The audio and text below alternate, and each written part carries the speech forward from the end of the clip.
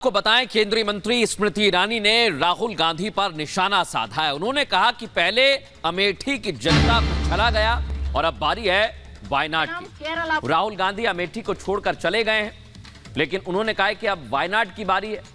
किसी और सुरक्षित सीट से राहुल गांधी मैदान में आएंगे।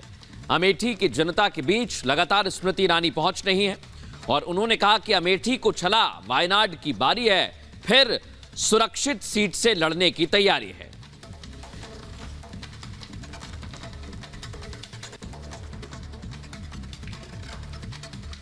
वहीं कांग्रेस ने अमेठी से अभी तक किसी उम्मीदवार की घोषणा नहीं की है और इसे बीजेपी के तमाम नेता कांग्रेस समेत राहुल गांधी पर हमला बोल रहे हैं। कोई राहुल गांधी को लापता बता रहा है तो कोई राहुल को रिजेक्ट बता रहा है। इतना ही नहीं, कहा तो यह भी जा रहा है कि राहुल गांधी के नाम का ऐलान ना करने के पीछे हार का डर है। दिखाते हैं आपको।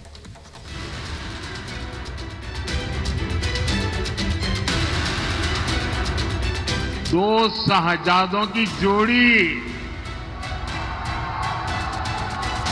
उनकी फिल्म का शूटिंग चल रहा है आजकल।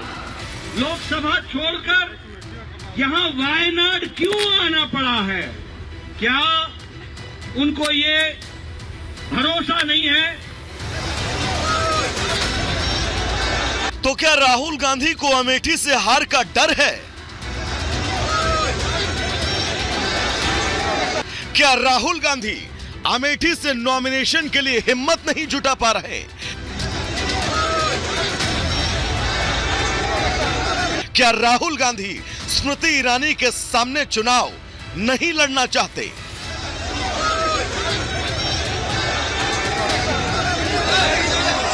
ये सारे सवाल बीजेपी इसलिए खड़ी कर रही है क्योंकि कांग्रेस नेता राहुल गांधी ने केरल की वायनाड सीट से नामांकन तो दाखिल कर दिया, लेकिन कांग्रेस अब तक अमेठी की सीट पर नाम फाइनल नहीं कर पाई।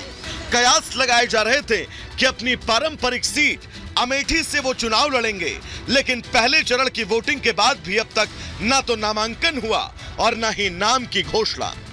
अब ऐसे में बीजेपी नेता कांग्रेस समेत राहुल गांधी पर हमलावर हैं। पीएम नरेंद्र मोदी ने राहुल के अखिलेश के साथ चुनाव प्रचार को दो शहजादों की फिल्मी शूटिंग बताया तो कहा कि जनता इन्हें रिजेक्ट कर चुकी है।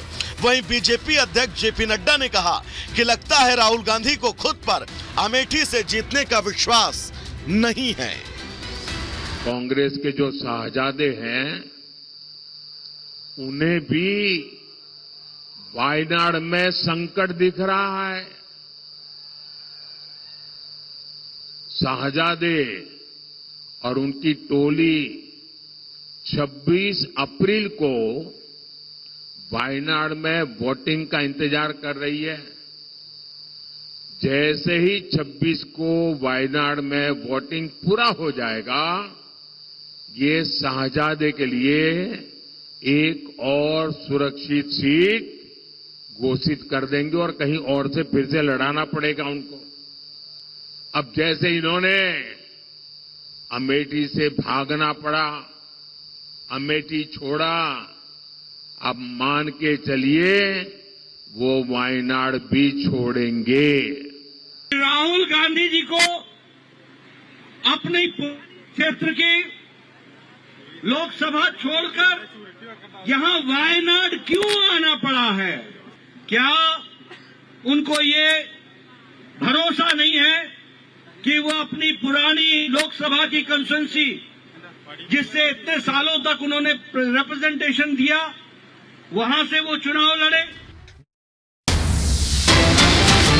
कुमार ने लालू परिवार पे तंज कसा है और कहा है कि इतने बच्चे भला कौन पैदा करता है? इतने बच्चे क्या पैदा करना चाहिए? पत्नी को मुख्यमंत्री बनाया, अब बच्चों को बनाना चाहते हैं मुख्यमंत्री। अब कर दिए तो बेटे को लगा रहे हैं तो कहीं बेटी को लगा रहे हैं काम पर। ये नीतीश कुमार ने लालू परिवार को लेकर तंज कसा है और कहा है कि इतने बच्चे पैदा करना चाहिए था क्या? पहले पत्नी को मुख्यमंत्री बनाया और अब बच्चों को बनाना चाहते हैं मुख्यमंत्री। सुनिए क्या कुछ कहा उन्होंने।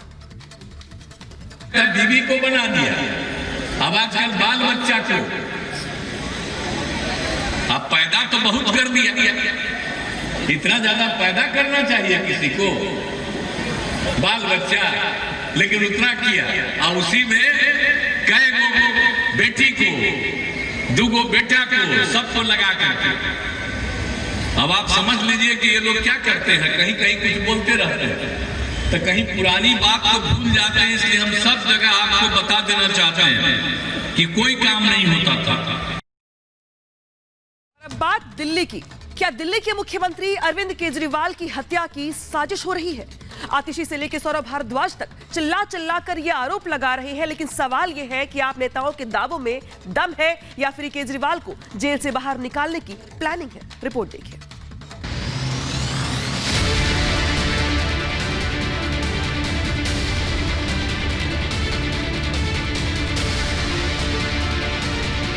षड्यंत्र किया जा रहा है कि अरविंद केजरीवाल की एक तरीके से हत्या की जाए, स्लो डेथ दी जा रही है अरविंद केजरीवाल को।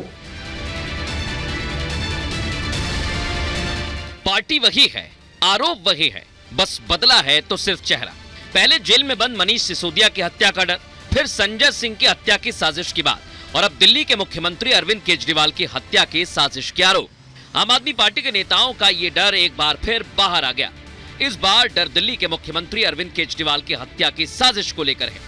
ये डर सता रहा है दिल्ली सरकार में मंत्री सौरभ भारद्वाज को। सौरभ भारद्वाज का आरोप है कि तिहाड़ जेल में बंद अरविंद केजरीवाल को इंसुलिन नहीं दी जा रही है, जो दिखाता है कि जेल में धीरे धीरे उनकी हत्या की साजिश रची जा रही है। आपके शुगर लेवल अगर बढ़े रहेंगे तो आपकी नसों पे इफेक्ट होगा, आपकी किडनी पे इफेक्ट होगा, आपके लिवर पे इफेक्ट होगा।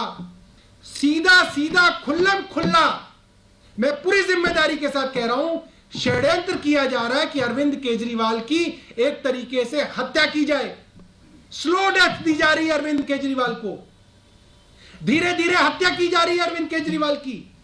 इससे पहले आम आदमी पार्टी के सीनियर लीडर और दिल्ली सरकार में मंत्री आतिशी ने भी आरोप लगाया था कि जेल में केजरीवाल को इंसुलिन नहीं दिया जा रहा है और जेल में उनकी हत्या की साजिश हो रही है। जिस दिल्ली के एलजी ने जेल डीजी से रिपोर्ट मांगी है, साथ ही कहा है कि सेहत को लेकर कोई भी ढिलाई नहीं बरती जाएगी।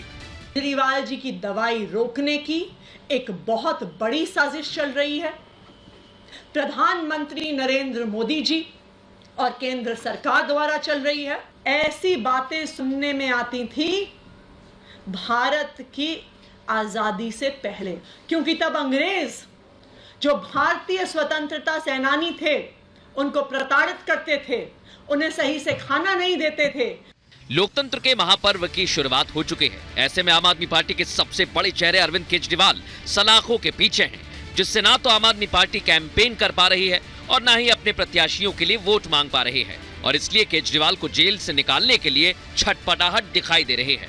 और इसी छटपटाहट का नतीजा है कि वो जेल से बाहर आने के लिए तरह तरह के हथकंडे अपना रहे हैं।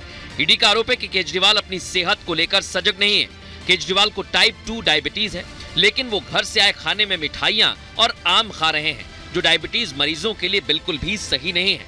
हालांकि केजरीवाल के वकील ईडी की दलीलों को खारिज कर रहे हैं। अब एक के बाद एक आम आदमी पार्टी के नेता अरविंद केजरीवाल की हत्या का डर दिखा रहे हैं और शायद इस कोशिश में हैं कि उसके चलाए तीर निशाने पर लग जाएं और अरविंद केजरीवाल को किसी भी तरह जमानत मिल जाए। Bureau report, Republic Bharat.